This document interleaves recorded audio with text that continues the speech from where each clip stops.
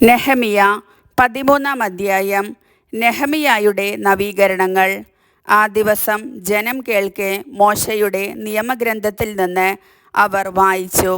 അതിൽ ഇങ്ങനെ എഴുതിയിരുന്നു: അമ്മോന്യരെയും മൊവാബ്യരെയും ദൈവത്തിൻ്റെ സഭയിൽ പ്രവേശിപ്പിക്കരുത്.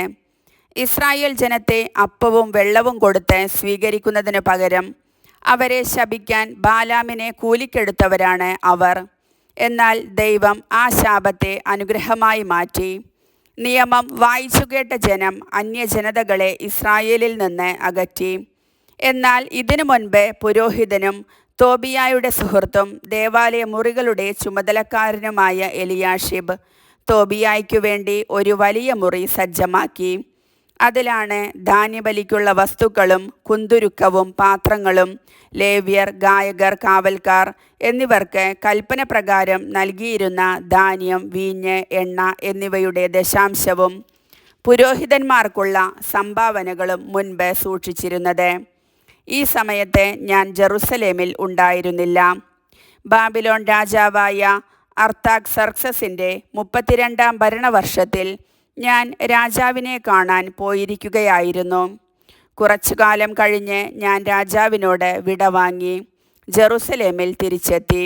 എലിയാഷിബ് ദേവാലയ അങ്കണത്തിൽ തോബിയായ്ക്കു വേണ്ടി ഒരു മുറി സജ്ജമാക്കുക എന്ന ഹീനകൃത്യം ചെയ്തിരിക്കുന്നത് ഞാൻ കണ്ടു. കോപിഷ്ഠനായ ഞാൻ തോബിയായുടെ ഗൃഹോപകരണങ്ങൾ പുറത്തെറിഞ്ഞു. മുറിയുടെ ശുദ്ധീകരണ കർമ്മം നിർവഹിക്കാൻ ഞാൻ ആജ്ഞാപിച്ചു. ദേവാലയത്തിലെ പാത്രങ്ങളും ധാന്യബലിക്കുള്ള വസ്തുക്കളും കുന്തുരുക്കവും അതിൽ തിരിച്ചു കൊണ്ടുവന്നു വെച്ചു. ലേവ്യരുടെ ദേവാലയത്തെ പരിത്യജിച്ചത് എന്തിന് എന്ന് ചോദിച്ച് ഗായകന്മാരും ചുമതലപ്പെട്ടവരുടെ വയലുകളിലേക്ക് ലേവ്യരെയും ഗായകരെയും ഞാൻ പൂർവ്വസ്ഥാനങ്ങളിലാക്കി. യൂദാജനം ധാന്യം, വീഞ്ഞ്, എണ്ണ എന്നിവയുടെ ദശാംശം കലവറയിൽ കൊണ്ടുവന്നു.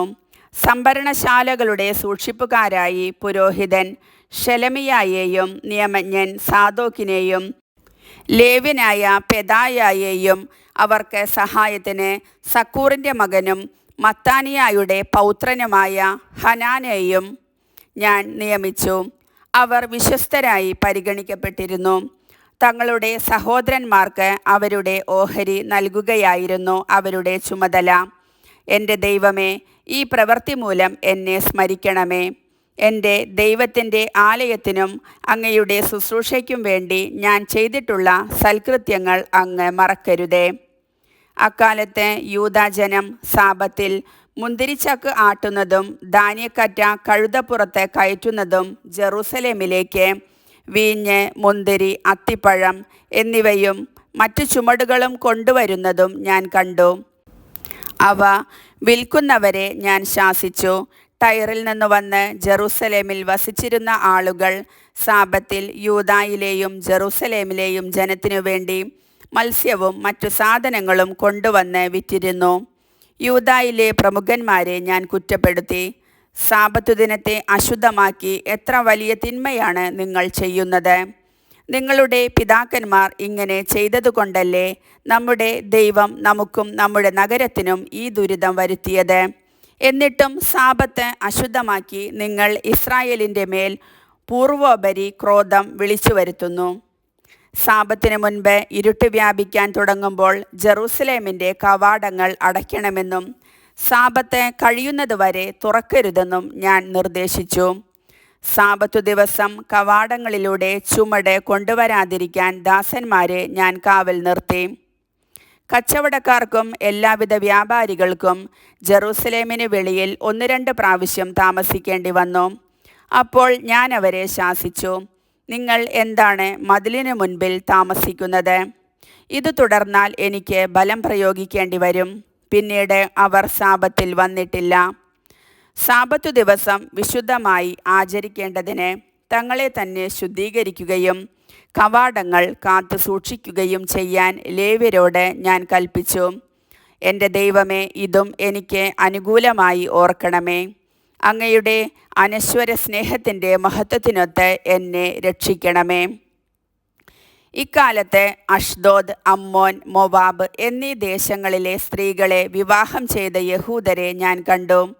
അവരുടെ സന്താനങ്ങളിൽ പകുതി പേരും അഷ്ദോദ് ഭാഷയാണ് സംസാരിച്ചിരുന്നത്. യൂദായുടെ ഭാഷ സംസാരിക്കാൻ അവർക്ക് കഴിഞ്ഞില്ല.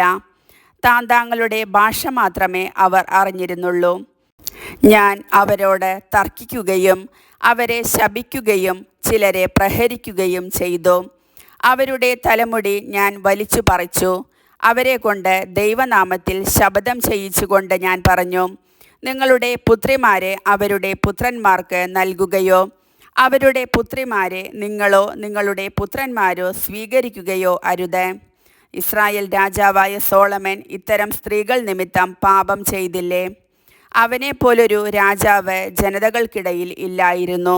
ദൈവം അവനെ സ്നേഹിച്ചു. അവിടുന്ന് അവനെ ഇസ്രായേലിൻ്റെ മുഴുവൻ രാജാവാക്കി. എന്നാൽ വിദേശീയ സ്ത്രീകൾ അവനെക്കൊണ്ട് പോലും പാപം ചെയ്യിച്ചു. നിങ്ങളെ പിന്തുടർന്ന് ഞങ്ങളും ഈ വലിയ തിന്മകൾ ചെയ്യണമോ? വിദേശീയ സ്ത്രീകളെ വിവാഹം ചെയ്ത് നമ്മുടെ ദൈവത്തോടെ വഞ്ചന കാണിക്കണമോ? പ്രധാന പുരോഹിതൻ എലിയാഷിബിൻ്റെ പുത്രൻ യഹോയാദായുടെ മക്കളിൽ ഒരുവൻ ഹൊറോണ്യനായ സൻബല്ലാത്തിൻ്റെ മകളെ വിവാഹം കഴിച്ചിരുന്നു. അവനെ ഞാൻ എൻ്റെ മുൻപിൽ നിന്ന് ആട്ടിപ്പായിച്ചു. എൻ്റെ ദൈവമേ, അവർ പൗരോഹിത്യത്തെയും പൗരോഹിത്യ വാഗ്ദാനത്തെയും ലേവ്യരെയും അവഹേളിച്ചത് അവർക്കെതിരെ ഓർക്കണമേ. അങ്ങനെ വിദേശീയമായ എല്ലാറ്റിലും നിന്ന് ഞാൻ അവരെ ശുദ്ധീകരിച്ചു. പുരോഹിതന്മാരുടെയും ലേവ്യരുടെയും കർത്തവ്യങ്ങൾക്ക് വ്യവസ്ഥയുണ്ടാക്കി. നിശ്ചിത സമയങ്ങളിൽ വിറകും ആദ്യഫലങ്ങളും അർപ്പിക്കുന്നതിന് വ്യവസ്ഥ ഏർപ്പെടുത്തി. എൻ്റെ ദൈവമേ, എന്നെ എന്നും ഓർമ്മിക്കണമേ. കർത്താവിൻ്റെ വചനം.